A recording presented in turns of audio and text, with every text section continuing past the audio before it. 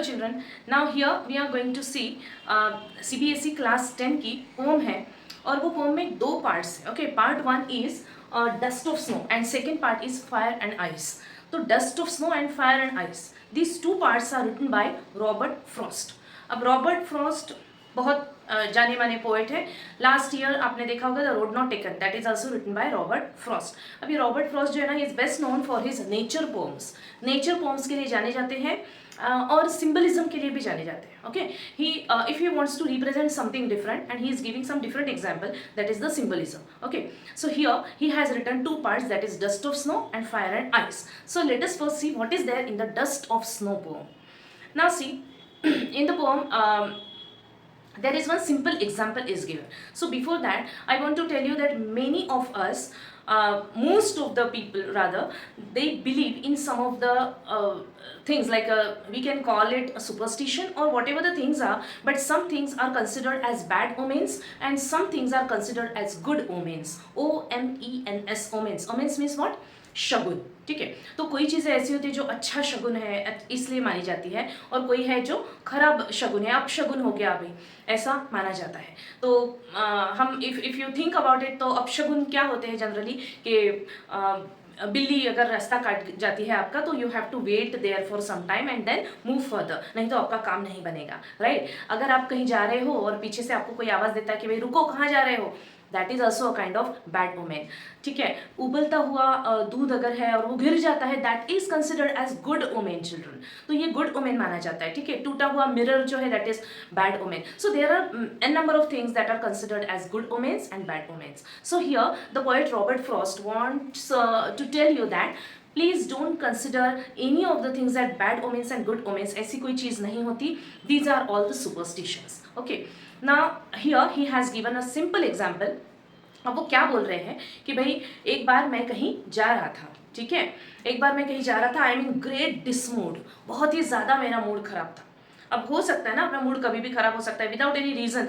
हो सकता है कि भाई हम कुछ रीज़न है तो that is a different thing, लेकिन कभी कभी ना विदाउट एनी रीज़न हमारा मूड खराब हो जाता है और without any reason we become happy also. So likewise it is not mention here in the poem कि इनका मूड क्यों खराब है. So he was much dejected, he was much sad and unhappy that day. अब वो कहीं जा रहे थे. ठीक है, अब जाते जाते उनको क्या लगा, एक हेमलॉक ट्री है. Hemlock tree is again a poisonous tree with white flowers. अब हेमलॉक ट्री और क्रो, ये दो चीज़ें इन्होंने यहाँ पे सिंबलाइज किया है. ये दो चीज़ों का यहाँ पे सिंबल इस तरह से इन्होंने यूज़ किया है. ठीक है, सो हेमलॉक ट्री एक पॉइजनस ट्री है. मैं जा रहा था and just come across by the hemlock tree. अब I was standing under the hemlock tree. Now those were the wintry days. वो कौन से दिन थे? विंटरी डेज थे. अब तब स्नोफॉल हो रहा था बहुत ज़्यादा, तो पूरा nature, that total nature was covered by the snow. ना what we are talking about कि पूरे नेचर के ऊपर ना एक स्नो का कर्टन है. राइट, अब पूरा नेचर ऐसे स्नो फ्लेक्स से भरा हुआ है and I was going somewhere in a great dismood. Right, अब हेमलॉक ट्री आता है and I was standing under that tree. Now somehow what happened, अब हेमलॉक ट्री के ऊपर एक ब्रांच के ऊपर एक क्रो बैठा है. अब बर्ड है वो, राइट, एंड वो चुपचाप तो ऐसे बैठेगा नहीं, अपने पंख, he was flapping his wings. तो जैसे ही वो फ्लैप करता है अपने विंग्स, कुछ ना कुछ जो स्नो फ्लेक्स है वो मुझ पे आके गिरते हैं. सडनली मेरा मूड चेंज हो जाता है. जो मैं अभी अनहैप्पी मूड में था, जो मैंने पूरा आधा मेरा दिन वेस्ट कर दिया था क्योंकि मेरा मन नहीं है काम करने का and I just wasted my time, अब अचानक से मेरा मूड इतना अच्छा हो गया ना, don't know the reason, but I just thought कि मैं आई स्टार्टेड रिग्रेटिंग कि मैंने अभी तक का मेरा जो दिन है वो क्यों वेस्ट किया. विदाउट एनी रीज़न मेरा मूड ख़राब था इसलिए मैंने वेस्ट कर दिया, लेकिन इसका कुछ मतलब ही नहीं बनता है भाई. लेकिन अभी जो हेमलॉक ट्री और crow, see these two symbols which are considered as bad omens. Children, I am telling you this again and again कि दो चीज़ें जो है वो बैड ओमेन के तौर पे हम लोग कंसिडर करते हैं. वो दो चीज़ें यहाँ पे एक साथ आई हुई है, but they are having that power to change your mood. Right, तो यहाँ पे रॉबर्ट फ्रॉस्ट जो है ना, बहुत ही beautifully he has use the bird crow here. उन्होंने क्रो को यूज़ किया है, जो कि हम बिल्कुल भी उसको अच्छा बर्ड नहीं मानते हैं। हाँ, अगर आपको कहीं पीकॉक दिख जाए तो यू विल फील दैट अब मेरा दिन बहुत अच्छा जाएगा, मुझे कुछ अच्छा लाभ होगा, ओके। लेकिन अगर क्रो दिख जाता है तो we will think that no, it is bad omen. Likewise hemlock tree poisonous tree है, poison is not at all good. तो ये दो चीज़ें पोएट ने ब्यूटिफुली ही just brought them together. Why for? Because that he wants us to feel that there is no such thing as bad omen and good omen. It is all totally depend on our attitude towards the nature. ये pome यहाँ पे ख़त्म होती है, और वो जो अपने वेस्ट हुआ जो दिन है उनका, उस पर जो रिग्रेट करते हैं ना, वो अब रिग्रेट करते हैं कि भाई नहीं, मैंने फालतू में मेरा वो आधा दिन मैंने वेस्ट कर दिया, and now I will move further. तो आधा जो दिन है उनका बच जाता है। तो this is what he gained that day because of these two things. So this is all in the pome dust of snow, okay. Now the second part, that is fire and ice. Fire and ice, again there is symbolism. Two symbols are used here, that is fire and ice. अब यहाँ पे वो क्या बोलना चाह रहे हैं? यहाँ पे see there are two different meanings of this poem. One is literal meaning and second is metaphorical meaning, children. Okay, so first is what कि हम तो सब जानते हैं भाई कि एक ना एक दिन दुनिया खत्म होने वाली है। ओके, आज जो चीज़ एग्जिस्ट करती है वो कल नहीं रहेगी। This is but obvious. This is applicable for living beings also and this is applicable for the universe as well. तो एक ना एक दिन ये दुनिया खत्म होगी, तो कौन सी ऐसी चीज़ें होंगी जिससे ये दुनिया खत्म होगी? ठीक है, तो यहाँ पे पोएट बोलते हैं कि दो चीज़ें हो सकती है। एक तो फायर है, we can think about the global warming, है ना, ग्लोबल वार्मिंग की वजह से दुनिया खत्म हो सकती है ऑब्वियसली। और दूसरा है आइस, ग्लेशियर्स पिघल रहे हैं, है ना, और उसकी वजह से क्या होगा, बहुत ज़्यादा पानी पानी हो जाएगा सब कुछ, और हर जगह पे फ्लड्स आना शुरू हो जाएंगे। And because of that reason again we can say that the world would get destructed. ये है उसका लिटरल मीनिंग कि फायर की वजह से या तो आइस की वजह से दुनिया खत्म हो सकती है। Now what is the symbolism here? यहाँ पे पोएट ये बोलना चाह रहे हैं कि भाई फायर मतलब डिजायर्स। अब उसका मेटाफोरिकल मीनिंग देखते हैं, उसका सिंबलिक मीनिंग देखते हैं कि fire means what, fiery desires in you. See children, we always say that कि हमें कुछ ना कुछ विश तो चाहिए ना, मतलब कुछ ना कुछ डिज़ायर, कुछ ना कुछ गोल हमारी ज़िंदगी में होना चाहिए। अगर हमारे पास में कोई गोल ही नहीं है तो हम किस तरह के लिविंग बीइंग होंगे, राइट? लेकिन ये जो हमारी विश है, ये डिज़ायर जब फायरी डिज़ायर्स में कन्वर्ट होते हैं, it is totally bad for us also and the people around us. How is it? See, let us take the example of any of the countries.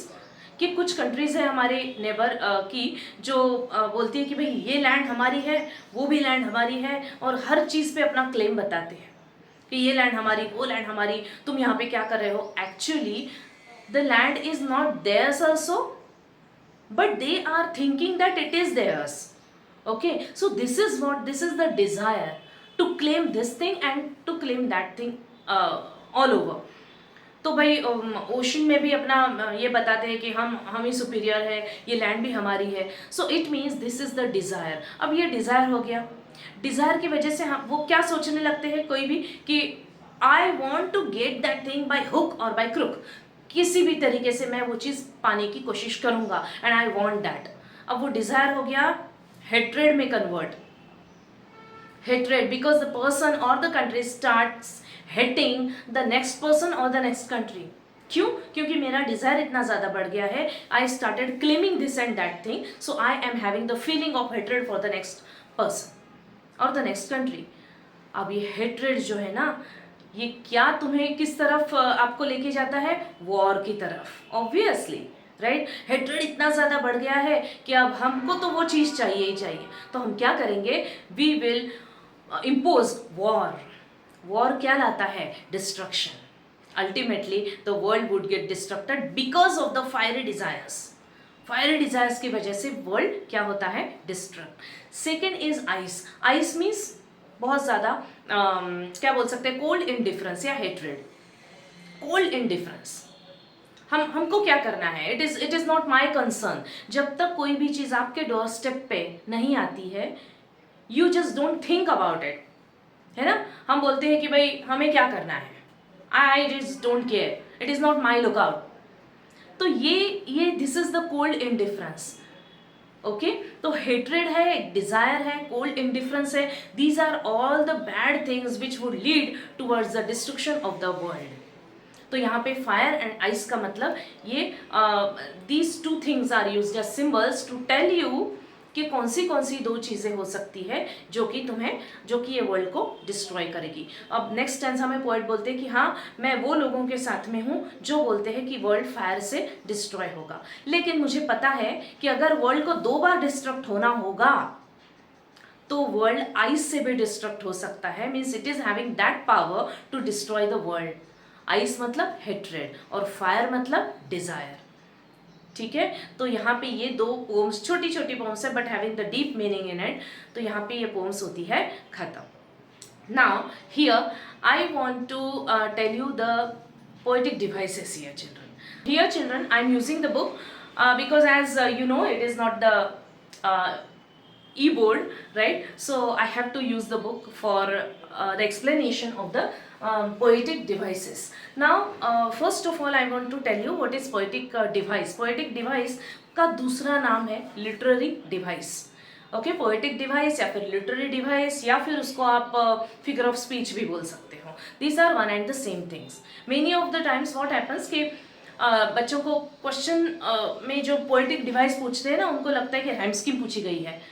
Okay, actually rhyme scheme is totally different, poetic device is different. Poetic device का दूसरा नाम है literary device या फिर figure of speech. तो सबसे पहले देखते हैं rhyme scheme. Okay, now see rhyme scheme क्या है children. At the end of the first line एक वर्ड है, राइट? कोई भी एक जो लाइन है उसका लास्ट वर्ड है, वो last word of the first line if it gets rhyme with the last word of the second line then if these 2 words are getting matched with each other, तो वो वहां पे हो जाती है rhyme scheme. Now let us see this one, the way a crow shook down on me. अब last word क्या है फर्स्ट लाइन का? क्रो, और सेकेंड लाइन का लास्ट वर्ड है मी। क्रो और me, if you utter these 2, can you think that these 2 are matching with each other? No. तो crow को लिखेंगे हम ए और मी को लिखेंगे हम B. Okay, then the third line is the dust of snow from a hemlock tree.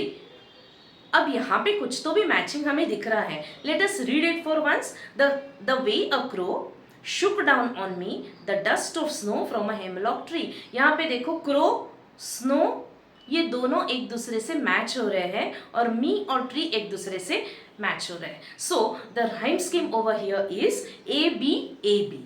Okay, A B A B. Next stanza में भी you will find the same thing, that is has given my heart a change of mood and saved some part of a day I had rued.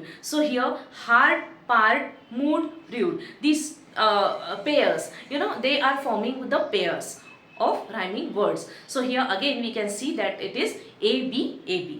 So here A B A B is the rhyme scheme for dust of snow. Now let us see what are the poetic devices here. Now one is symbolism, as we talked about it earlier, that symbol, 2 symbol use किए हैं यहाँ पे poet ने। one is hemlock tree and second is crow।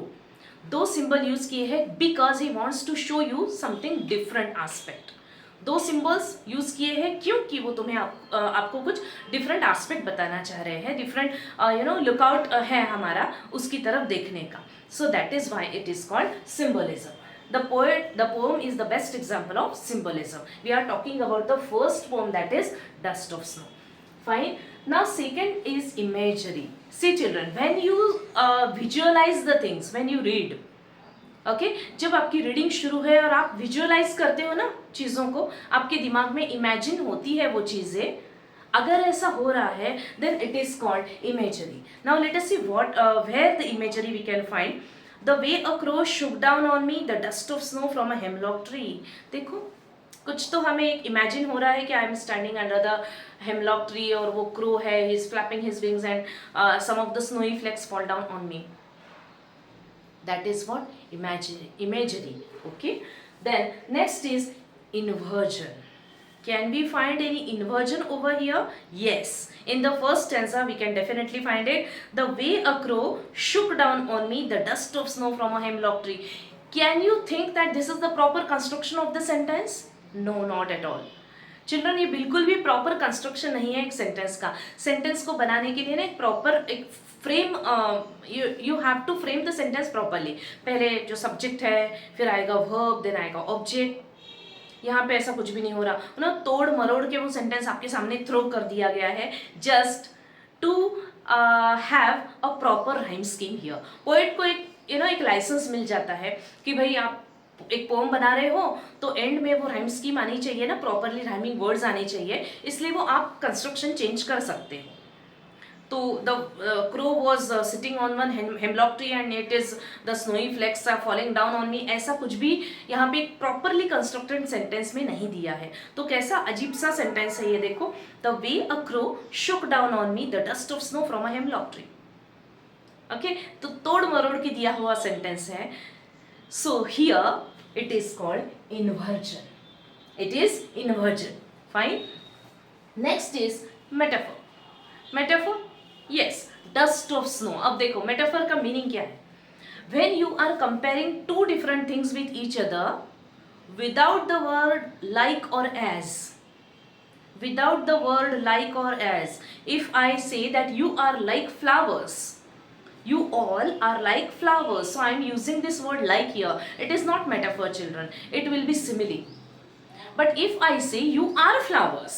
So here metaphor means what? Metaphor is the comparison of two different things. It is a implied comparison between two different things, right? If I say that all of you are like flowers. So here see, I am using the word like. अब मैंने अगर ये word like या as use किया then it is not at all metaphor, it will be simile. But if I am saying that you are flowers, obviously I am comparing you all with the flower, but I am not saying the word like here. I am saying that directly that you are flowers, so it is metaphor. यहाँ पे dust of snow, dust particles, we always see the dust particles with the naked eye, right? छोटे छोटे dust particles होते हैं soil से जो निकलते हैं ना, छोटे छोटे particles, we can see them. यही डस्ट पार्टिकल्स को उन्होंने स्नो के जो छोटे छोटे पार्टिकल्स है उनसे कंपेयर किया है. लेकिन he did not use the word like or as here, he directly से dust of snow. Instead of saying dust of particles are looking like dust of snow, उन्होंने क्या बोल दिया है? Dust of snow directly. Okay, so that is why it is called metaphor. It is metaphor here. Next is enjambment. Enjambment means what? कोई भी आपको line जो होती है ना, लाइन के एंड में आपको कोई भी पंक्चुएशन मार्क नहीं दिखेगा. Okay, you won't find comma, you won't find any full stop, you won't find any colon, semicolon, nothing else, but the thought remains the same. Thought same है, लेकिन वहाँ पे कोई भी आपको पंक्चुएशन मार्क नहीं दिखेगा. See in this poem dust of snow, आपको स्टार्टिंग से लेके एंड तक कहीं भी पंक्चुएशन मार्क नहीं दिख रहा है at the end of any of the sentences. Eight the last only you could see the full stop. Crow के बाद में डायरेक्टली एक फुल स्टॉप दिया है. जब ऐसा होता है तो उसको बोलते हैं एनजैम्पमेंट. Next is सिनेक्डकी. सिनेक्डकी, सी सिनेक्डकी क्या है? See, if you want to represent something different by taking the help of something different thing, that is called synecdoche. Has given my heart, second stanza first line. Has given my heart, मेरे heart को उसने बहुत ज़्यादा happy कर दिया है. तो क्या आप ऐसा बोलेंगे कि सिर्फ आपका हार्ट हैप्पी हो गया है, आपका हैंड नहीं हैप्पी हुआ, आपकी आईज नहीं हैप्पी हुई? हार्ट हैप्पी मतलब मैं खुद ही हैप्पी हूँ, राइट? तो हार्ट हैप्पी एक छोटा सा रिप्रेजेंटेशन है हमारी पूरी बॉडी का. So it is written here that has given my heart. My heart happy हो गया, मतलब क्या हो गया? मैं totally I am happy here. So it is called synecdoche. Okay, now where can we find assonance here, children? Assonance is what? Assonance is prominence of the vowel sounds. Vowel sound A E I O U, इनका prominence होता है. Okay कहीं ना कहीं वो line में intensified हुए होते हैं, दैट इज कॉल्ड एजोनेंस. लेकिन कहाँ पे? Not at the start of the word, in the mid or at the last of the word, right. See here assonance you can find first stanza second line में, shook down on me, O O O, vowel word है, vowel letter है O O, that is repeatedly coming here. Shook down on me, see 4 times ये आया है O word. So we can call it assonance. Same you can go for consonance also.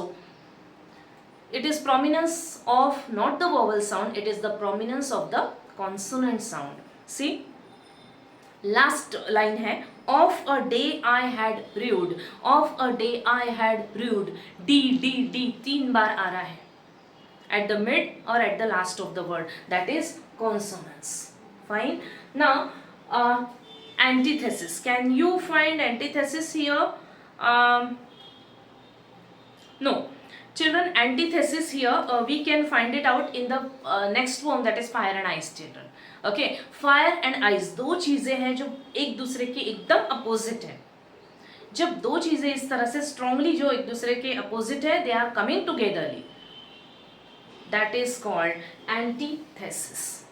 Okay, now can you find alliteration here? Yes, again, has given my heart. See, in the poem Dust of Snow, second stanza first line, has given my heart, H H at the start of the word, at the start of the word, has given my heart, her sound is coming, so that is alliteration you can find.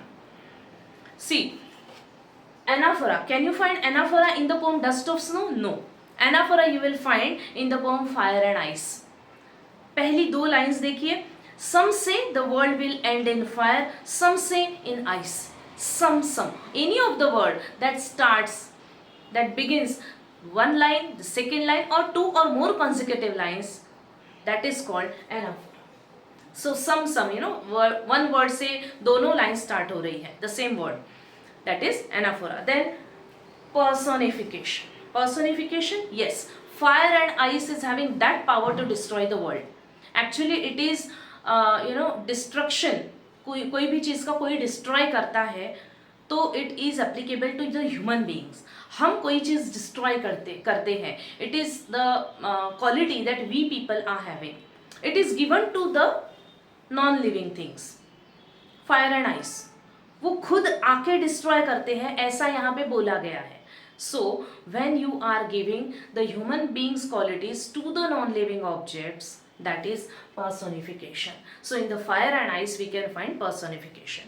So again we are talking about, see यहाँ पे मैंने right जो दिया है ना, वो दोनों poem के लिए applicable है. तो we have talked about the first part, that is Dust of Snow. Now let us come to the second part, that is fire and ice. यहाँ पे symbolism हमें दिख रहा है कि fire and ice दोनों को symbol as a उसके तौर पे use किया गया है. Imagery, yes, imagery यहाँ पे दिखती है. The world will end in fire, ये world है पूरा वो fire में end हो रहा है, you know, you can imagine the things. So it is imagery. Then we can't find inversion here. Metaphor, yes, metaphor you can find, children, that is fire and ice itself is used as metaphor here. Okay, instead of using any of the different word, they have used fire and ice, so it is metaphor. Now in the fire and ice again we can find enjambment, children. Enjambment, see, second stanza की second line देखिए, I think I know enough of it, यहाँ से लेके end तक you won't find any of the punctuation mark, so that is enjambment. Fine. Now we will discuss about the most likely questions that can come on these two parts. Now see, the first part is the first question is, the nature has the power to change the mood and our lookout as well. Justify. Nature में ऐसी power होती है कि अपना lookout भी change हो, okay, और अपना मूड भी चेंज हो. कैसे हुआ है फर्स्ट पोएम में? जैसे कि पोएट बहुत ज़्यादा दुखी था, बहुत ज़्यादा अनहैप्पी था और वो जा रहा था कहीं, तो hemlock tree which is poisonous one, he stands over there under that tree, somehow that crow was sitting over there and he just flapped his wings, वो जो स्नोई फ्लेक्स है वो उसके ऊपर आकर गिर गए हैं। तो nature, see nature, crow and the hemlock tree, these two are created by nature itself. तो नेचर में इतनी पावर है कि दो जो बैड थिंग्स जो ह्यूमन बींग्स कंसिडर कर रहे हैं, these two bad things come together and they are having that healing power for the human being god, they are used as the healing power. उनके पास में ऐसी पावर है दोनों के पास में कि भाई नेचर का मूड भी चेंज हो गया और उनको देखने का नजरिया भी चेंज हो गया, right? So this is we can justify like this, it can come for the 3 marks. Then second is, instead of using any other bird, the poet has mentioned a crow. Reason this. क्यों poet ने कोई peacock नहीं use किया है, कोई Dove नहीं use किया है, कोई ब्यूटीफुल सा पंछी नहीं यूज किया है? Why crow only? क्योंकि पोएट का एम्फोसिस यही पे है कि पोएट हमें ये समझाना चाहते हैं कि भाई बैड ओमेन के जैसी कोई चीज़ नहीं होती। Okay, crow is considered as bad omen by many of the human beings. Please don't do that. क्योंकि क्रो की वजह से, हेमलॉक ट्री की वजह से मेरा मूड जो है वो एकदम से चेंज हो गया है। I did not waste the rest of my day. तो ये तो बहुत अच्छी बात हो गई ना, दो बैड चीज़ें एक साथ आई है, तो मेरा तो बहुत बुरा होना चाहिए था, लेकिन ऐसा नहीं हुआ, उल्टा मेरा अच्छा ही हुआ। That is why, just to make us understand about this, he had used the bird crow. Again, this question can come for 3 marks. Then last is, there are many ideas about how the world will end. Put your views. This is for fire and ice. यहाँ पे ऐसा पूछा जा सकता है भाई कि कौन सी चीज़ें हो सकती है other than fire and ice के जिसकी वजह से वर्ल्ड डिस्ट्रॉय हो। फ्लड्स है, that is already mentioned over there because of means when we were talking about the ice, है ना। earthquakes है, tsunami है, then hatred and war, वो तो एक दूसरे से लिंक है children, right? Many of the times we think that earthquakes है, tsunamis है ना, floods है, और कोई meteor है जो कि collision हो सकता है earth से। Some of the things are, we can call them as natural calamities, but somewhere we people are responsible for it. Earthquake, population, pollution, tsunamis, floods, इस सब चीज़ों के लिए कहीं ना कहीं इंसान ही जिम्मेदार है। So we have to write, and yes, you are come up with all the other ways, all the other things that are considered as the causes for the destruction of the world. You can write them in the comment box. Thank you so much.